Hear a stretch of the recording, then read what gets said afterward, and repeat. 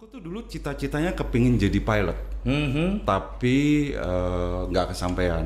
Terus aku sekolah di Surabaya. Pada saat itu aku nggak punya duit, Mas. Nah, aku cerita dulu, nggak punya uang. Terus aku ditawarin pada saat di Surabaya untuk jadi model. Untuk jadi model. Ya. Itu usia berapa tahun kira-kira waktu itu? Itu kalau nggak salah habis lulus SMA. Aku nggak maksimal karena nah itulah ya, Mas. Jadi pada saat aku menjadi penyanyi pun aku juga kantoran.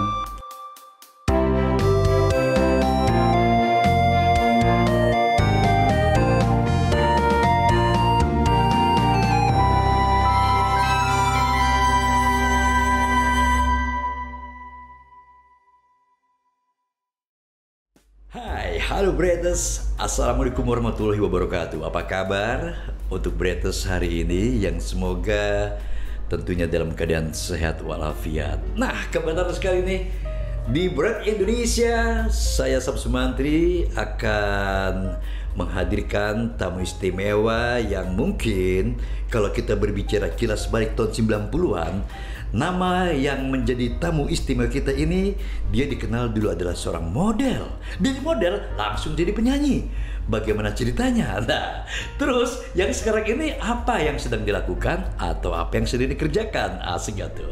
Oke, Bretes, tanpa berlama-lama langsung saja saya akan jumpai Didi Rahman. Hey. Halo Mas Sam, apa kabar? Alhamdulillah. Mas Udah lama Didi, kita nggak ketemu ya? Wih, ada 20 tahun lebih lah. Iya Mas, tapi yang penting kita tetap sehat, Amin. ya umur panjang. Alhamdulillah, amin. Terus Mas, muka masih segar aja. Ya. sama lah, sama lah Mas Sam juga. Ada sesuatu rahasia pasti yang disimpan di sini. Bisa muka seperti itu gitu loh. Sering krembat ya krem. Oh, enggak juga sih, sama aja, sama kayak yang lain, tapi belajar untuk yang nggak banyak apa ya, yang nggak baik dikeluarin, jadi jangan dimasukin di pikiran.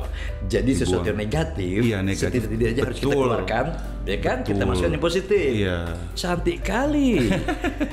Oke, Mas Didi Rahman. Iya Mas Sam. Dulu kita sering bertemu ya. Iya, dulu aku tuh pernah jadi penyiar radio betul. di Radio Indonesia pada saat itu yang hits banget di tahun itu bareng sama Mas Sam Sumanto. Mas Sam juga kondang banget pada saat itu. Berarti kita bernostalgia nih. Jeruk makan jeruk. Mas, Ya. kita kan baru ketemu nih sekarang. Pas Mas Didi datang tadi nih, wih, aku terkejut gitu loh. Nah, terus aku pengen tanya sekarang, Mas Didi rasanya nih ketika masuk di ruang ini, apa yang Mas Didi rasakan? Dengan Bread Indonesia lah misalnya nih, secara keutuhannya. Kalau aku sih, aku tuh orangnya punya selalu Indra pingin, selalu pingin punya positif gitu. Jadi pada saat aku masuk, aku ngelihat dari luar tuh gini, ini kayaknya akan punya sesuatu suatu saat ke depannya. Ya pertama, aku ngerasa, aku bukan dukun ya, jadi begini, aku ngerasa kok gue masuk ke tempat ini, gue tuh kayaknya tenang ya hatinya ya. Kan kalau kita gelisah, kok gue nggak nyaman, itu berarti ada sesuatu yang nggak baik. Jadi aku ngerasa bahwa Bread Indonesia ini, Radio Bread Indonesia ini akan maju ke depannya untuk insan musik Indonesia di tahun 90-an, bahkan sebelumnya, dan yang di milenial yang sekarang. Yang sekarang gitu. Amin. Sungguh luar biasa. Berarti panca indera Anda tajam juga ya. Asik gak Aku tuh? sih yakin, karena gitu ya? percaya nggak percaya Mas ya, banyak sekali temenku itu yang bilang bahwa apa yang aku bilang itu kenyataan terjadi. Itu percaya nggak percaya. Amin. Dan aku yakin karena makanya aku tadi bilang kan, Mas udah gue percayalah gini gitu, karena lain kalau aku orang, karena gini, aku bukan tipe orang yang manis-manis, iya, enggak gitu. Dan aku yakin pasti, lihat aja nanti. Semoga Amin. doa Mas Didi dihajabah Allah Subhanahu wa Ta'ala. Amin, pasti amin. Subhanallah. Nah, kita ngobrol kilas balik 90. Ya. Wajah Didi ini tidak berubah loh. Dulu waktu ketemu tahun 90-an kita ketemu ya, menawarkan sebuah lagu, ya kan? Itu Solo dulu ya, Didi? Iya, Solo. Ya kan? Kita ngobrol sepintas, kita wawancara, ya kan? Yang tiba-tiba, latar belakang Didi dulu model ya kan begitu ya. Nah, kalau ini Bretters, barangkali yang milenial sekarang ini baru melihat di Rahman, ini tidak berubah loh. Dari dulu sampai sekarang gue lihat kayak begini. Kalau gue ada perubahan bro, perubahan. Nah, aku nambah naik sekarang 10 kilo gara-gara mami sakit. Tapi mau dikurusin lagi. Senang berarti banyak makan. Iya, banget Mas. Nah, sekarang bisa ceritakan sedikit aja. Ya kan kilas balik kita nih dari model. Sebenarnya sejak usia berapa tahun? Kemudian apakah memang memiliki sebuah minat atau dorongan orang tua, ya kan? Itu dari model. Kemudian kok bisa tembus ke jalur nyanyi, katakanlah demikian ya, sampai mengeluarkan album. Silakan diceritakan, asik ya. Oke, aku cerita dulu ya. Aku tuh dulu cita-citanya kepingin jadi pilot, tapi nggak kesampaian. Terus aku sekolah di Surabaya. Pada saat itu aku nggak punya duit Mas. Nah aku cerita dulu, nggak punya uang. Terus aku ditawarin pada saat di Surabaya untuk jadi model. Untuk jadi model. Itu Ya. usia berapa tahun kira-kira waktu itu? Itu kalau nggak salah habis lulus SMA. Habis lulus SMA. 19-20 Berarti di ya. Jawa? Di Surabaya. Surabaya. Iya. Nah akhirnya aku masuk di salah satu agensi yang paling terbaik di Surabaya. Dari situ aku tuh mulai dapat tawaran-tawaran ya. Dan kenapa aku bisa ke Jakarta? Pada saat itu tiba-tiba ada salah satu desainer terkenal Indonesia waktu itu sampai sekarang itu Itang Yunas. Itu ngelihat aku disuruh ke Jakarta dan pada saat itu aku jadi cover satu majalah. Dulu tahu majalah Hai. Waktu itu yang foto cover itu aku Ari Wibowo. Ya. Majalah ya. Larasati pada saat itu top-topnya lah dan aku tuh masih baru. Itu dulu banget ya. terus. Iya itu. Nah akhirnya sampailah jadi model, bisa cari duit. Akhirnya kuliah malah ditinggalin Mas, pengen cari duit. Nah suatu ketika ada temen model, Mas tahu kan Bowo, Mas yang Bowo. Iya. Itu nawarin aku bikin grup yang sama Irma Jun, Pasir Putih. Itu catwalk.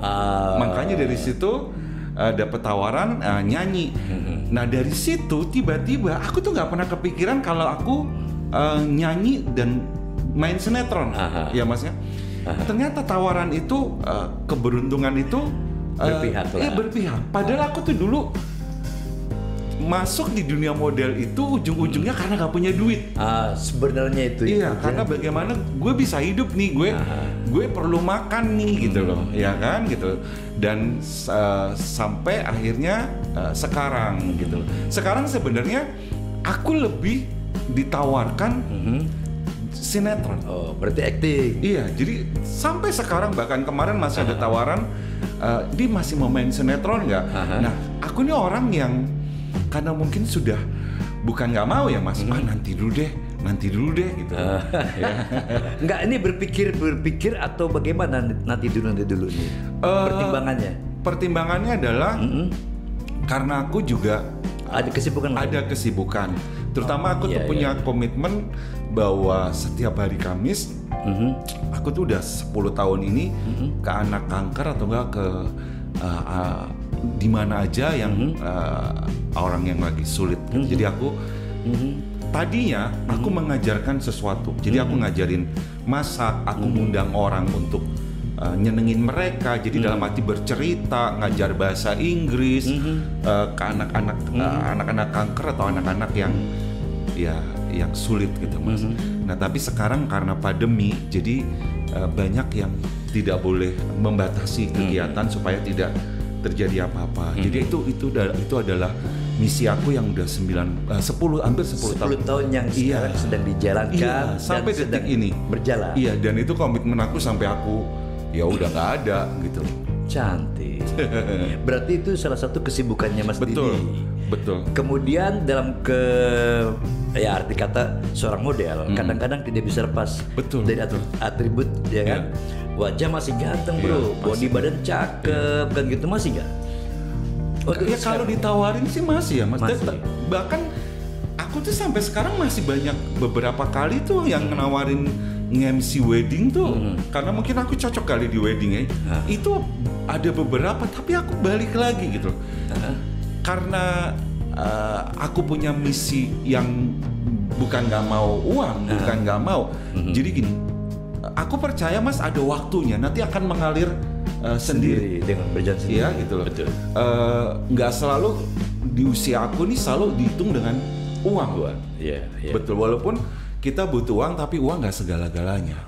Betul ya Mas ya gitu. Jadi aku ngalir aja, yang penting saat ini ya cukup gitu. Dan tapi kalau mau main sinetron mungkin iya gitu. Dan ada keinginan aku pingin buat satu single lagu.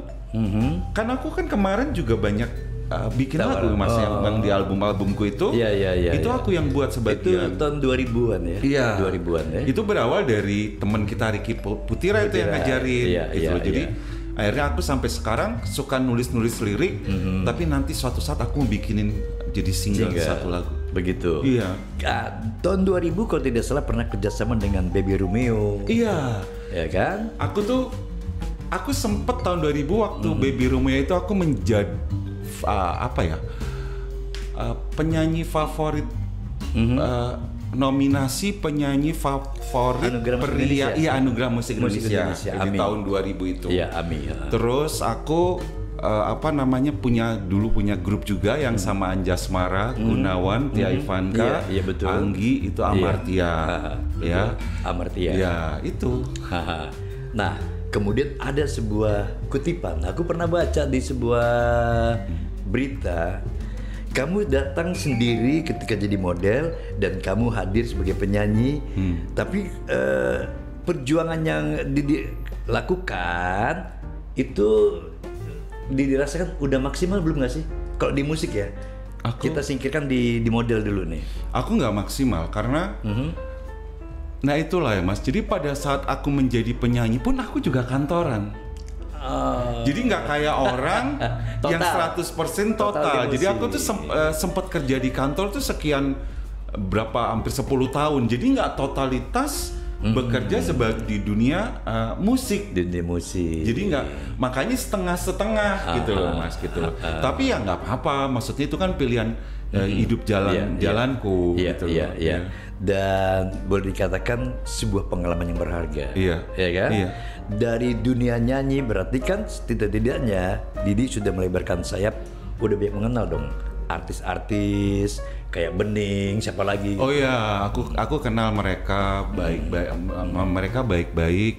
Cuman semenjak pandemi ini kita jadi jarang ketemu ya, gitu, terbatas lah ya gitu loh. Tapi nggak tahu, nanti kita berharap semua pandemi selesai ya kita bisa ngobrol dan ketemu lagi. Oke, kalau kita melihat ini sekarang model ya, Didi sebagai model untuk di sekarang ini itu gimana Di?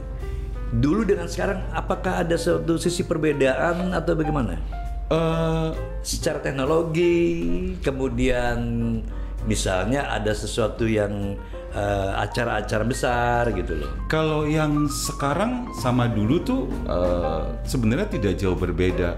Yang sekarang juga lebih keren-keren lagi. Cuman kalau yang sekarang tuh Mas, badan mereka tuh lebih lebih bagus daripada menurut saya daripada yang dulu. Karena mereka tuh bener-bener yang fitness ya gitu. Kalau dulu tuh kan olahraga biasa. Kalau sekarang tuh bener-bener yang badannya tuh dibuat seprofesionalnya menurut internasional.